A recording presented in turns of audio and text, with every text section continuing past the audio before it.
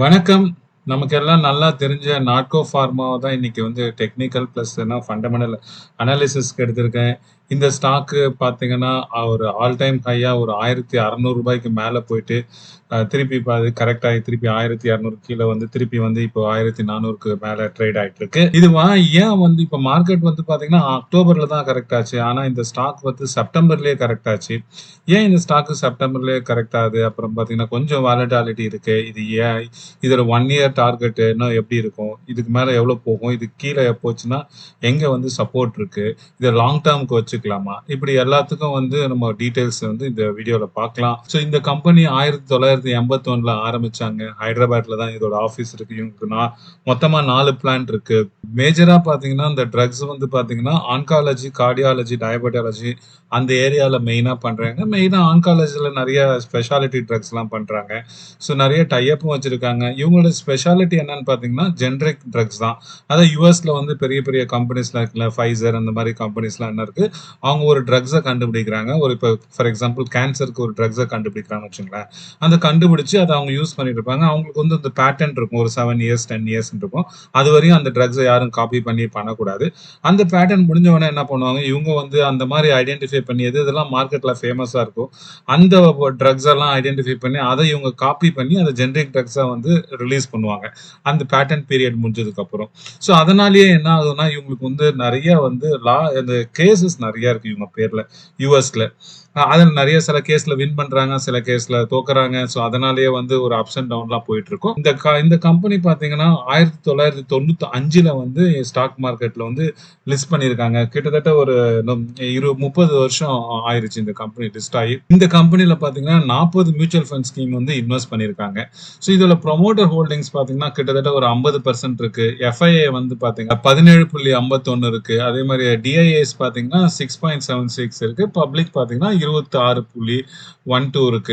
இது ட்ரக்ஸ் கம்பெனினால கொஞ்சம் எஃப்ஐஏ வந்து ஹோல்டிங்ஸ் நெறைய இருக்கு. இந்த கம்பெனியோட ஃபினான்ஷியல்ஸ் பார்த்துரலாம். இந்த வருஷத்துக்கு Q1, Q2 எடுத்திருக்கேன். இதே சிமிலர் வந்து லாஸ்ட் இயர் Q1, Q2 எடுத்திருக்கேன். இந்த Q2ல பார்த்தீங்கன்னா, இந்த ரெவென்யூ எவ்வளோ இருக்குன்னா 1371 கோடி இருக்கு.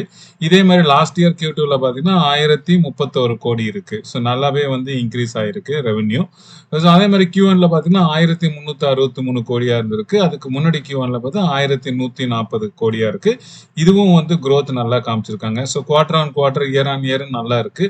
ப்ராஃபிட் பார்த்தீங்கன்னா, உங்களுக்கு இந்த Q2ல வந்து 676 crores இருக்கு. இதுவே லாஸ்ட் இயர்ல பார்த்தீங்கன்னா, 369 crores வந்து இதோட நெட் ப்ராஃபிட் இருக்கு. நெட் ப்ராஃபிட் growth பார்த்தீங்கன்னா, லாஸ்ட் இயருக்கும் இந்த வருஷத்துக்கும் இந்த குவார்டர் பார்த்தீங்கன்னா 83% இருக்கு. ரொம்ப மேசிவ் இன்க்ரீஸ். அதே மாதிரி Q1க்கு லாஸ்ட் இயர் Q1க்கு பார்த்தீங்கன்னா 59% இருக்கு. இவங்களோட நெட் ப்ராஃபிட் growth சூப்பரா இன்க்ரீஸ் ஆயிட்டே இருக்கு. அதனாலேயே பார்த்தீங்கன்னா ஏர்னிங் பர் இபிஎஸ் பார்த்தீங்கன்னா இந்த குவார்டருக்கு பார்த்தீங்கன்னா ரூ. 37.81 இருக்கு. இதுவே லாஸ்ட் குவார்டர் Q1ல பார்த்தீங்கன்னா ரூ. 37.32 இருக்கு. இதுவே லாஸ்ட் இயர் Q2ல பார்த்தீங்கன்னா ரூ. 20.60 இருக்கு. இபிஎஸும் வந்து நல்லாவே இன்க்ரீஸ் ஆயிருக்கு. இந்த கம்பெனி பார்த்தீங்கன்னா அரௌண்ட் ஆர்&டி இவங்களுக்கு ஃபார்மால இருக்கிறதுனால அது ஜெனரிக் டெக்ஸ் பண்றதுனால 7.6% ஆஃப் த டோட்டல் சேல்ஸ் வந்து ஆர்&டிக்கு இவங்க ஸ்பெண்ட் பண்றாங்க. எனி ஃபார்மா கம்பெனியோட பார்த்தீங்கன்னா ஆர்&டி ஸ்பெண்டிங் அரௌண்ட் 6% to 10% இருக்கும். இப்போ ஃபினான்ஷியல்ஸ் பார்த்துட்டீங்க. இப்போ நம்ம இந்த கம்பெனியோட டெக்னிக்கல்ஸ் போகலாம். எப்படி வந்து ஸ்டாக் மூவ் ஆகுது இந்த டீட்டெயில்ஸ்லாம் இப்போ பார்க்கலாம்.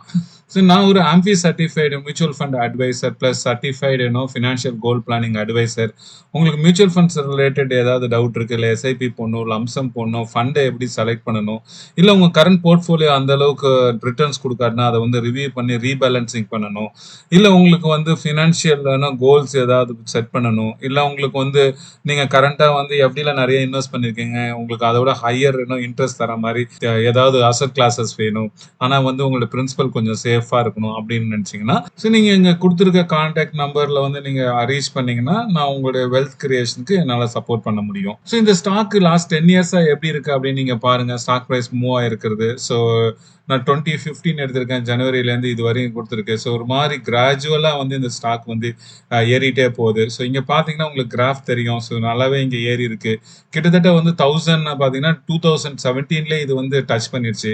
அதுக்கப்புறம் சடனா ஒரு ஃபால், அதுக்கப்புறம் திருப்பி ஏறிச்சு, திருப்பி அப்புறம் அப்படியே இறங்குது.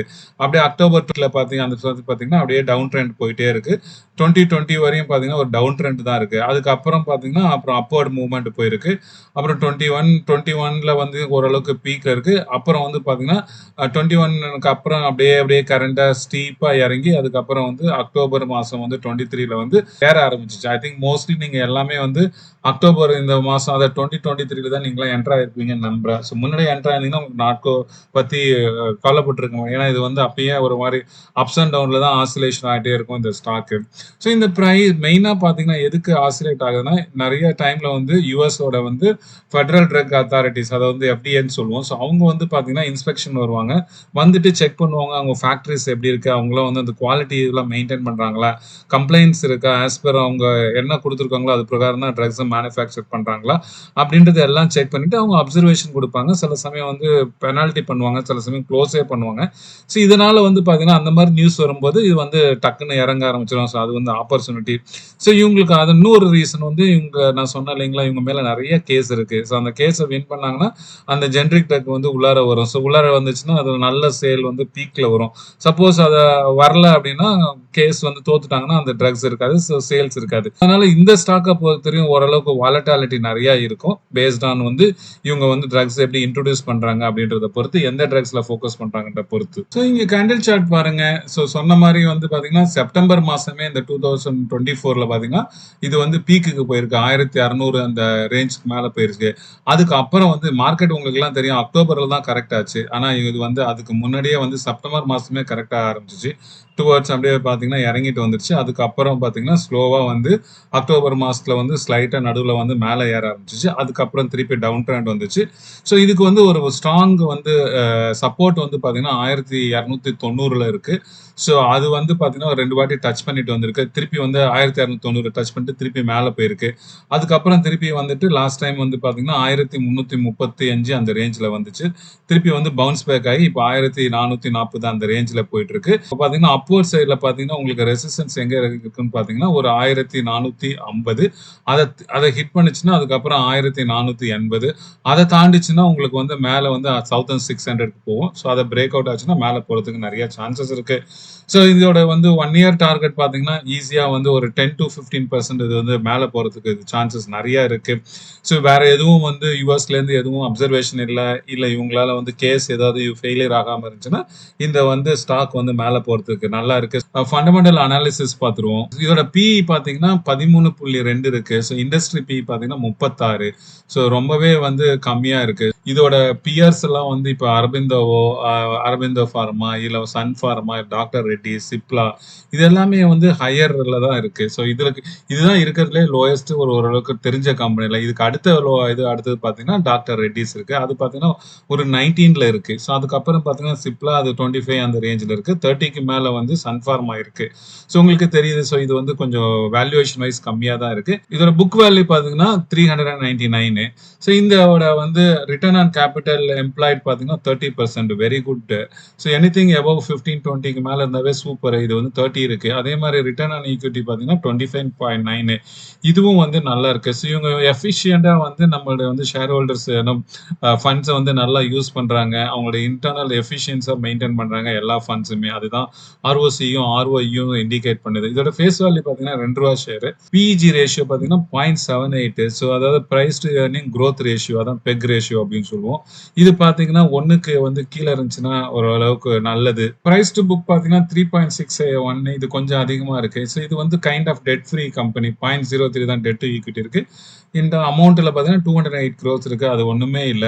ஸோ இதோட சேல்ஸ் growth பாத்தீங்கன்னா ஒரு 3 இயர்ஸ்ல பாத்தீங்கன்னா ஒரு 25% வந்து சிஏஜிஆர்ல வந்து growth ஆயிருக்கு. நல்லா இருக்கு growth, சேல்ஸ் growth. அதே மாதிரி வந்து ப்ராஃபிட்டும் பாத்தீங்கன்னா உங்களுக்கு 49.4% சிஏஜிஆர்ல வந்து உங்களுக்கு லாஸ்ட் 3 இயர்ஸ் வந்து growth ஆயிட்டு இருக்கு இயர் ஆன் இயர். ஸோ அதுவும் சூப்பரா இருக்கு. அதே மாதிரி குவார்டர் ஆன் குவார்டர் பாத்தீங்கன்னா சேல்ஸ் வேரியன்ஸ் பாத்தீங்கன்னா வந்து அப்சைட்ல இருக்க ஒரு 33% வந்து மேல இருக்கு. அதே மாதிரி ப்ராஃபிட்டும் பாத்தீங்கன்னா 83% வந்து மேல இருக்கு. ஸோ நல்லாவே இருக்கு. சொன்ன மாதிரி இது ஜென்ரிக் ட்ரக்னால இதுல ப்ராஃபிட் நிறைய இருக்கும். ஸோ இந்த ஸ்டாக் வந்து எப்படி ரிட்டர்ன்ஸ் குடுத்திருக்கு அப்படின்னு பார்ப்போம். 3 மந்த்ஸ்ல வந்து -8.29% டவுன்ல இருக்கு. ஆனா வந்து 6 மந்த்ஸ்ல பார்த்தீங்கன்னா 32% நல்லாவே பாசிட்டிவ் ரிட்டர்ன் குடுத்திருக்கு. 1 இயர்ல பார்த்தீங்கன்னா, உங்களுக்கு வந்து 82% குடுத்திருக்கு. சூப்பரா குடுத்திருக்கு 1 இயர்ல. இதே 3 இயர்ஸ்ல பார்த்தீங்கன்னா, 20% வந்து குடுத்திருக்கு. இது சிஏஜிஆர் காம்பவுண்ட் ஆனுவல் குரோத். அதே மாரி 5 இயர்ஸ் பார்த்தீங்கன்னா, 19.2% குடுத்திருக்கு. இதுவும் சூப்பர் சிஏஜிஆர் தான். ஸோ நல்லாவே இருக்கு. இதோட ஆர்எஸ்ஐ பார்த்தீங்கன்னா, ரிலேட்டிவ் ஸ்ட்ரென்த் இண்டெக்ஸ் வந்து 59.2. ஸோ 59.2 ஓரளவுக்கு மாடரேட்டா இருக்கு. எனிதிங் அபோவ் 70 பார்த்தீங்கன்னா, ஓவர் பாட்ன்னு சொல்லுவோம். எனிதிங் பிலோ வந்து 30 அப்படின்னு பார்த்தீங்கன்னா, ஓவர் சோல்டு அப்படின்னு சொல்லுவோம். இது ஓரளவுக்கு மாடரேட்டா இருக்கு ஆர்எஸ்ஐ. அதே மாரி இதோட இன்ட்ரின்சிக் வேல்யூ பார்த்தீங்கன்னா, ₹960 இருக்கு. இன்ட்ரின்சிக் வேல்யூ என்னன்னா, நீங்க இப்போ கரண்ட் பிரைஸ் சொல்றோம் இல்லையா, மார்க்கெட் பிரைஸ். அது வந்து நம்ம ஸ்டாக் எமோஷனலா நம்ம குடுக்குறது. மார்க்கெட் நியூஸ வச்சு ஏறுறது, இறங்குறது. ஆனா வந்து அதோட ஃபினான்ஷியல் ஸ்டெபிலிட்டி, ஃபினான்ஷியல் பார்த்து, அத டீப்பா பார்த்து, அதுக்கு ஒரு வேல்யூ வச்சிருப்பாங்க இந்த ஸ்டாக்குக்கு. ஸோ அது பார்த்தீங்கன்னா, ₹960 பெர் ஷேர் இருக்கு. ஸோ அதுவும் ஓரளவுக்கு டீசென்ட்டாவே தான் இருக்கு.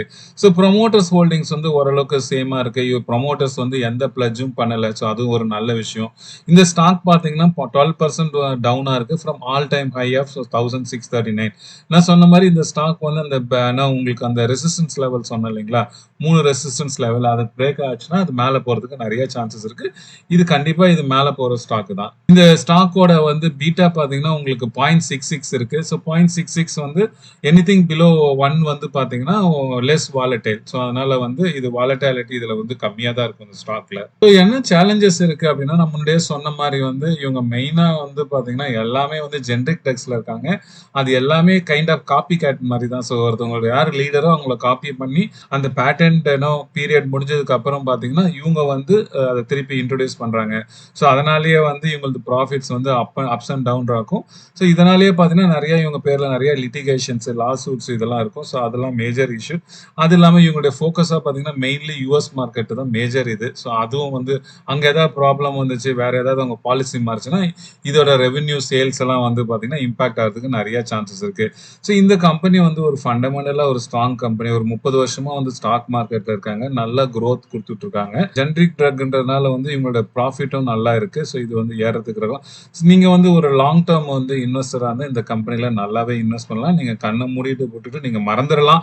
ஸோ இது வந்து இருக்கும். ஸோ வேல்யூவேஷன் பிரகாரம் பார்த்தீங்கன்னா, இது ஒரு லோ தான் வேல்யூவேஷன் இருக்கு. உங்களுக்கு வந்து நீங்க பிஇயா இருக்கட்டும், இல்ல வந்து பெக் ரேஷியோவா இருக்கட்டும், இல்ல இன்ட்ரின்சிக் வேல்யூ இருக்கட்டும், மத்த எல்லாம் பார்த்தீங்கன்னா, எல்லாமே வந்து ஒரு லோ லெவல்ல இருக்கு. உங்களுக்கு வந்து ஒரு ஹைலி அட்ராக்டிவா இருக்கு. ஸோ இப்பயும் நீங்க வந்து இந்த ஸ்டாக்க வாங்கலாம். ஆனா வந்து பார்த்தீங்கன்னா, கொஞ்சம் ஃப்ளக்சுவேட் இருக்கும். மார்க்கெட் வந்து ஒரு ஸ்டெடியா இல்லாதனால. அதனால நீங்க வந்து கொஞ்சம் வந்து 1, 2 அந்த மாரி வாங்கிட்டு ஒரு ஆவரேஜ் பண்ணீங்கன்னா, லாங் டெர்ம்க்கு வந்து இது நல்ல ஸ்டாக்கா இருக்கும். தேங்க் யூ ஃபார் வாட்சிங்.